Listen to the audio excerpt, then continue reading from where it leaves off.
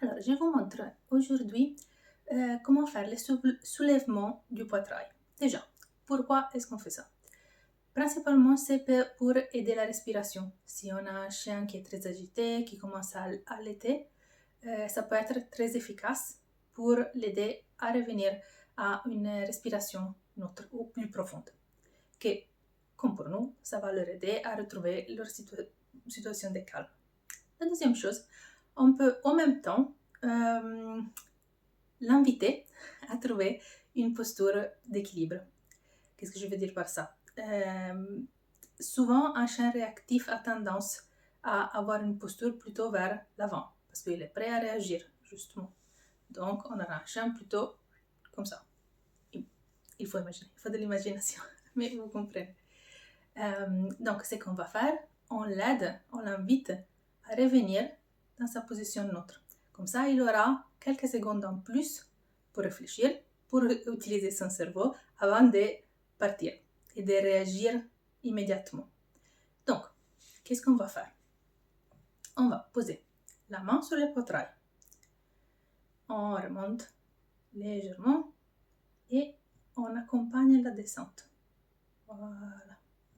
J'exagère comme toujours. Le chien doit rester avec ses pattes par terre. Vous soulevez 1 cm, 1 demi-centimètre. C'est juste une invitation. Je vous montre. De l'autre côté, main sur le poitrail, on soulève et on accompagne la descente. Voilà. Alors, très important, ce qui va vraiment être efficace quand vous faites ce type de mouvement, c'est vous montez en 2 temps, en 2 secondes, vous descendez en 4 temps. Donc, qu'est-ce que ça veut dire? C'est que la descente va être beaucoup plus lente, 2 fois plus lente que le fait de monter. Pourquoi? Parce que vous accompagnez, vous aidez à relâcher les tensions. Donc, c'est la descente qui est importante. Et vous devez toujours donner la sensation de support à votre chien. C'est pas que vous allez l'abandonner. Après, ça se fait assez vite. Hein, c'est... Voilà. 5 secondes. 8 secondes. Et vous avez terminé. Ou 10 secondes. Je sais pas. Ma mathématique n'est pas super. Mais déjà, vous pouvez répéter ces mouvements 3, 4, 5 fois maximum et voir, comme toujours, la réaction de votre chien. S'il apprécie, s'il essaie de s'éloigner. Comme toujours, si le chien essaie de s'éloigner, vous le laissez faire. Parce que ça ne sert à rien de l'obliger à cette situation-là. Mais vous allez voir, souvent, ils ont une réaction très vite à ce type de mouvement. Et vous pouvez l'utiliser justement quand vous avez un chien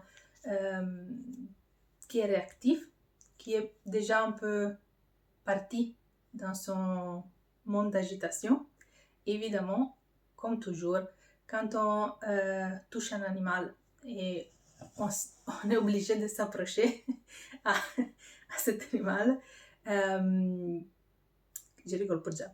Quand on est obligé de s'approcher, il faut toujours faire attention et faire ça avec un chien que vous connaissez très bien. Vous savez qu'il n'a pas de problème à avoir un contact, à être touché.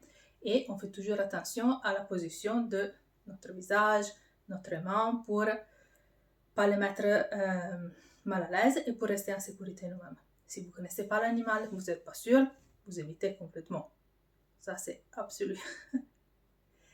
Donc, je vais essayer de vous montrer la même chose avec elle, si j'arrive à la réveiller.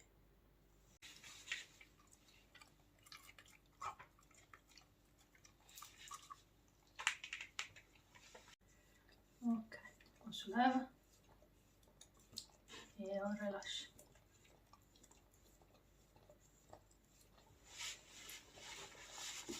Je vous montre de ce côté. Hop. Et on relâche. Vous n'allez pas faire ça avec un chien, mais elle est habituée, donc c'est pas un souci de passer les bras sur son dos. Hop. Et après,